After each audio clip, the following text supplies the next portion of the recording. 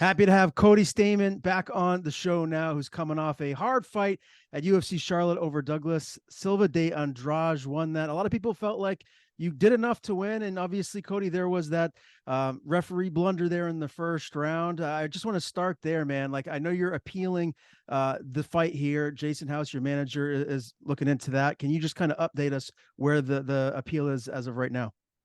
Yeah, so we just got everything together for the appeal. Obviously, wanted to touch base with the athletic commission and make sure we were doing everything correctly. Yeah, so they're putting everything together. I'm gonna look it over and sign it, so we'll have that out today. Yeah, man, what a bummer. And the appeal is the ref that made the mistake in the first round. I'm not appealing the judge's decision. I feel like that's a lost cause. There's bad judging every week and everyone's pissed and it never changes. But like what happened in the first round with the ref, standing me up, not taking a point, giving the guy a warning, basically rewarding someone for doing something illegally on the ground.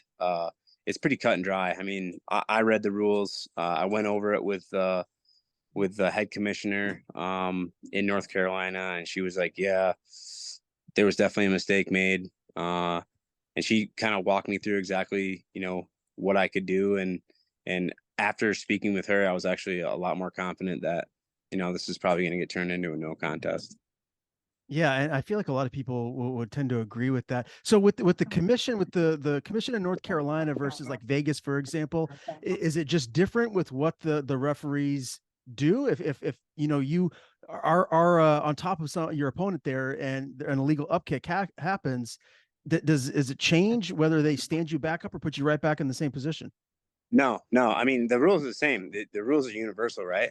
Every single athletic commission abides by the exact same rule set. So it's just, you go to a place like North Carolina, they use their referee, who's primarily a boxing referee. He doesn't know the rules. You know what I mean? He has no idea, what the rules are. And obviously, I mean, it showed, he didn't know what to do in that situation. Like, I remember vividly, like, after I got up kicked, I like looked up at him and it was like, there was like a second delay before he realized, like, oh shit, yeah, you're not allowed to do that. And then he was confused after, as to what to do. Like, Douglas was on his feet. I was still kind of on the ground.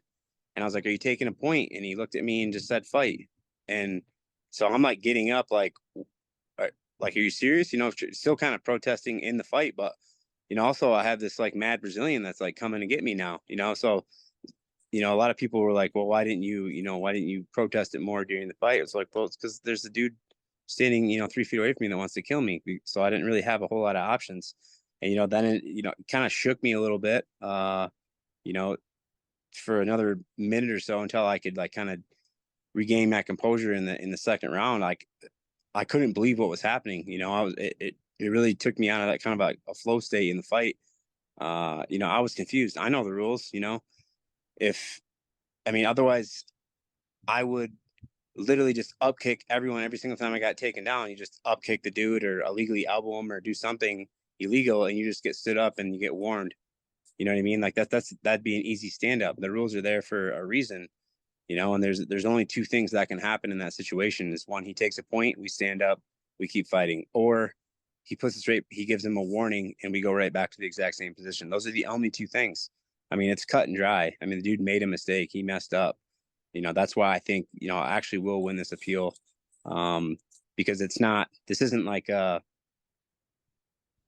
it's not like a situation where I feel like I got wronged. It's like, no, like there's rules in place for a reason. You know what I mean?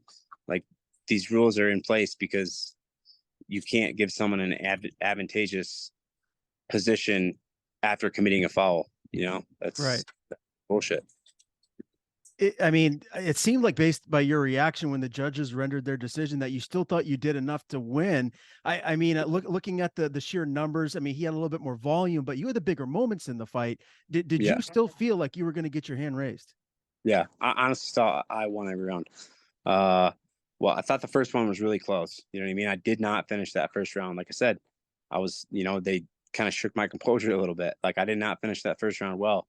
So it was kind of a toss up. And that was kind of what was said to me in between rounds. It was like, I don't know, that round was really, really close. You got to go out and win the second round, this next round. I felt like I won the second round. I hurt him a couple times. He never hurt me. Damage, number one judging criteria.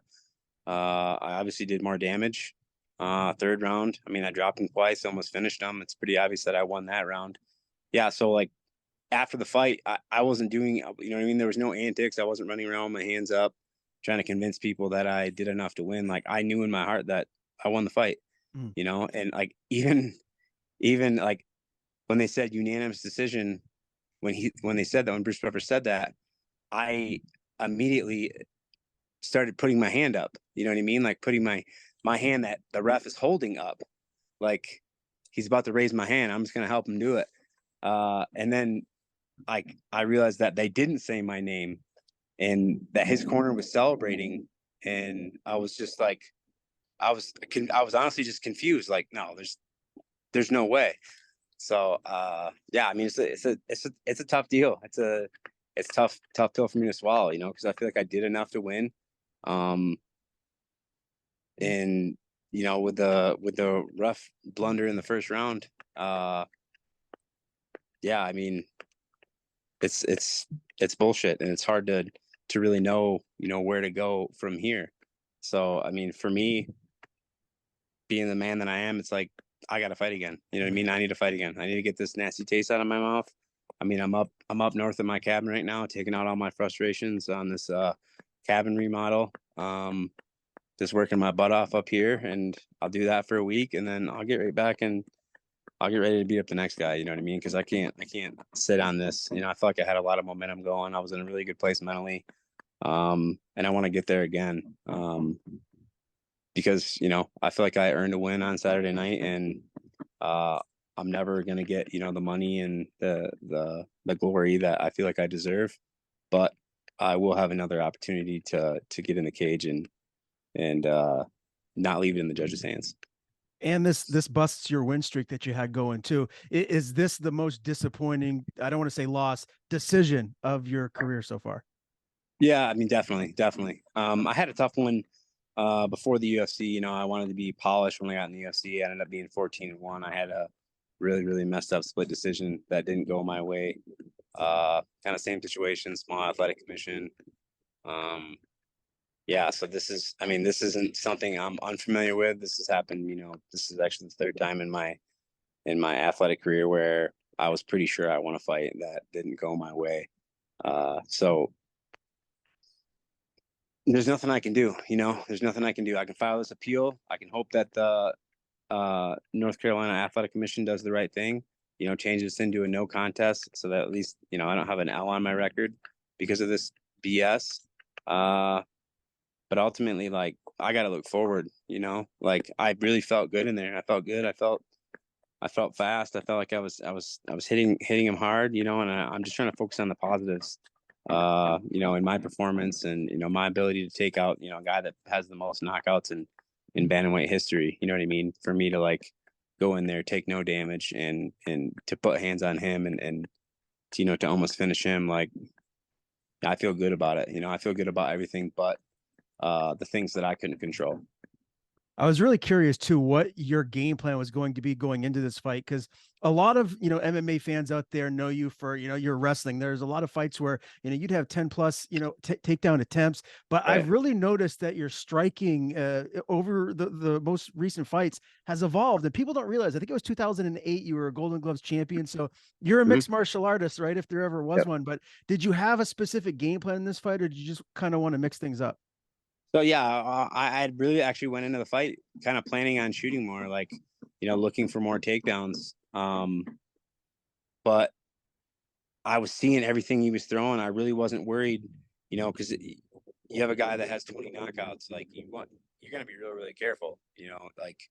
So I'm thinking like I gotta, fight extremely smart, good defense, very mindful of what's going on in there, and then when the opportunity comes, I'm gonna put him on his butt, you know.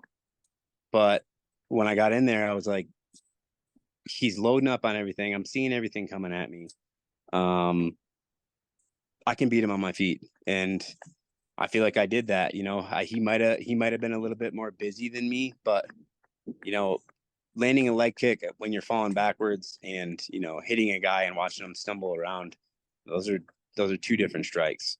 So maybe I had less significant strikes or less landed shots, but I know the shots that I landed hurt him. I mean, him and I took a picture. We took a picture after the fight, and they made me delete it because I look exactly the way I look now, and he looked like someone hit him with a ball peen hammer 30 times in the face, because I landed a lot of shots on the dude.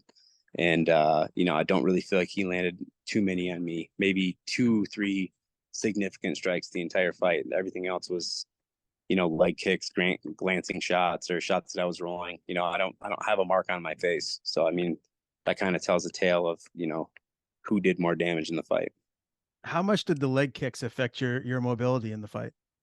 Honestly, the first leg kick he threw, like, I knew right away that he couldn't hurt me with a leg kick. Like he doesn't really possess that kind of like power. Like I've been kicked by guys and I'm like, I do not want this son of a bitch kicking me again. That really, really hurt. There's been a few guys where my leg was trashed afterwards, but no, I didn't really feel him, and that's kind of a mistake that I made, like I knew that he wasn't going to hurt me with leg kicks. So I wasn't really defending him probably the way I should have. Checking him, moving my leg. I was like, yeah, kick my leg, dude. I don't care. Like, I'm gonna have a bruise tomorrow or it's gonna be a red mark, but like you're not actually gonna do anything, with these leg kicks. And not only that, like he's, kicking off his back foot. I was pressing forward. It's really hard to generate the kind of power you need to hurt somebody when you're getting pushed backwards. So no, like I said, I don't have literally a scratch on me. I have like a scratch on my nose, like this little tiny scratch on my nose. But outside of that, I am scotch free. I was more banged up my last fight. And going into it, I was like 100% planning on like, I might go to the hospital tonight. I don't know what's going to happen. Like, I know this guy hits hard. He hurts a lot of people. Like I'm ready to get into a war with this guy. Like I'm going to be hurting for a while. And, now that I fought him, I'm like, I'd fight him again this weekend. I'd not, like, there's nothing I could do to hurt me. Well, I think what you're saying actually is the perfect example as to what I was saying earlier is that it looks like your stand-up skill set is evolving. Is there someone that you can point towards, maybe a coach or a teammate that's really helped you and you've noticed just a big jump in your stand-up game? There's a guy named Lee Coville. He was a training partner and cornerman of Ramon Decker's, and I worked with him for a while he was in Vegas. And yeah, I think he just gave me a lot more confidence in my stand-up ability. He's like, dude, he's like, listen, I know you can wrestle. He's like, yeah, I know you can wrestle. He's like, do you hit hard?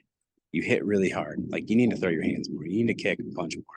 Like, there's absolutely no reason why you can't put people out. This guy's traveled all over the world. He's a really, really decorated kickboxer, like a 7-time Muay Thai champion. You know what I mean? Fought in the stadiums, done everything. And he's like, dude, he's like, you hit really hard. Like, you're one of those people that has that natural power. Like, you have a gift and you need to use it and you're not using it, So I think that kind of gave me the confidence to be like, yeah, you know what, you're right. Like I don't really need to lean on the wrestling the way I kind of always have. It was just kind of an easy path to victory, for me in a lot of situations. And like I don't necessarily want to be coined as a wrestler either. I want to be an exciting guy. I want people to be excited to watch me fight, and no one is excited to watch a wrestler fight, and like I don't want all the Twitter comments about how I just take guys down and dry hump them for 15 minutes and collect a paycheck. Like I want to be an exciting guy. You know what I mean? I want to get the bonuses. I want to get the opportunities. And the only way to do that is to be, a killer on your feet. So I kind of want to rebrand myself as like a kickboxer and not a wrestler. I still don't know how you guys deal with all of the BS comments on Twitter and stuff. Yeah. It's mind blowing to me because you guys are like the baddest men in the world, professional fighters, competing 3, 4, 5 times a year, and all these Twitter trolls get on you for no reason. It's insane. Story for another day. I wanted to ask you too, Cody, about the Charlotte venue, the crowd, the fans. Everyone seemed to really support you, and when they announced the decision, the whole place erupted with boos. What was the love like in Charlotte? Yeah, well, I think Charlotte and I get along. I'm just a small town blue collar kid that, happens to be pretty good at fighting. So I think, between the Simple Man walkout song and, kind of, who I am as an athlete, I think, places like Charlotte and me are going to get along. And I was fighting in Brazilian, so that didn't hurt. But yeah, I actually, I love Charlotte. I loved every part of Charlotte outside of their athletic commission who, I'd like to get in the cage with some of those guys. Fair enough. Did you have any OMB beers afterwards? I don't know if you've heard of those before, but they have this like Hefeweizen called Hornet's Nest that is unbelievable. Hopefully you had one. I didn't. No, I didn't. I didn't even. I honestly, it was a weird. I was kind of in a weird spot. I'm like, man, I feel like I won. I really feel like I should be like going to an after party and a celebration, but it didn't feel right to me to, go out and party and drink and to enjoy it, because I was just afterward, I was just so focused on like, I want to fight again. I want to fight again. I waited in the hotel lobby for Sean Shelby to get back from the venue, just so I could have a conversation with him and be like, dude, I need to get back in there. Like, we need to figure it out. He's like, 35, 45, what do you want to do? And I'm like, I don't care. I was maybe going to go up to 45 after this fight, but at this point, like, I'll cut the weight. I don't care. Like, I just want to fight again. And, if this whole thing did anything, for one, it really, really pissed me off, but it really motivated me. Like, I want to get back in the cage. I want to get after somebody really, really bad. So I'm going to enjoy myself. I'm going to do some country boy stuff out in my cabin in Utah for this week. And then, I'm going to get right back into a fight camp and hopefully, we can take the judging and the rest out of the equation next time. And I can just knock somebody out, which is what I, should have done, this time around. What's the perfect time frame? You say you're going to jump right back into camp. When would you like to get back in there? I'll fight in a month. I'll fight in 2 weeks. I mean, if they call me and they're like, they need somebody this weekend, I would honestly probably do it. But I mean, ideal time frame would be, 8 weeks, maybe less. If there's a good opportunity, for a short notice fight in a month, I would do it. You know what I mean? I will stay ready. Like, I mean that. Like I said, this whole thing just left this really, really bitter taste in my mouth, and I got to shake it out. You know what I mean? And the only way I know to do that is to get back to work. Like, I'm a pretty simple guy. I like training and competing and, enjoying the outdoors, stuff like that. And, I'm going to enjoy this, this week and try to kind of forget about everything that happened this past weekend. But then I'm going to get back to work. You know what I mean? So I'll be prepared for any opportunity that comes my way. And obviously, Cody, a lot of talk about you going up to featherweight. This fight with Douglas Silva de Andrade was at 140 catchweight bout. Is the cut to 135? Is it just getting like harder and harder for you as you're getting older? Yeah, I don't know. I don't know if it has anything to do with me being older. I just, you know what I mean? I see there's opportunities at 145. I am a little bit thicker, you know what I mean? I do cut a lot of weight to make 135. So it was just kind of like a natural thing, you know what I mean? I was thinking like, this is something I could do. I could fight at 145. I might have a little bit of a height disadvantage, but I mean, I fought big 35 pounders.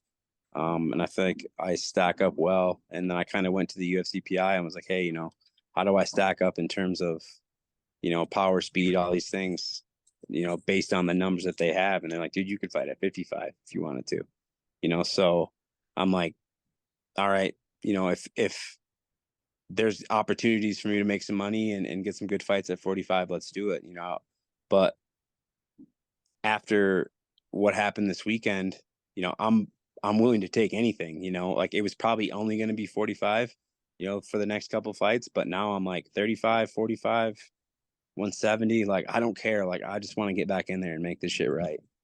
What do you typically weigh when you're outside of camp? How heavy do you get? So I get to, I mean, I can get 190 pounds if I want. I never have, but I mean, I'm not like one of those guys that stops at a certain weight. I stop when I like look at the mirror and I'm like, man, I need to get my shit together. But I normally walk around at about 165 pounds. So 165 pounds, I think I'm like 12% body fat.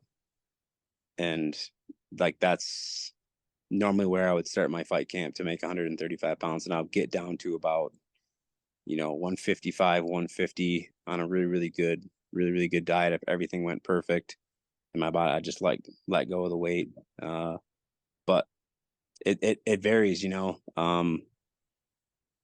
it's, it's tough for me to make 135, but it's not impossible. You know what I mean? Like I can do it. It just takes a ton of discipline. The sport would just be a lot more fun for me if I could fight at 45 because I really wouldn't have to change a whole lot. I can make the cut pretty much anytime, in my life. I wouldn't really necessarily have to stress about the diet as much. But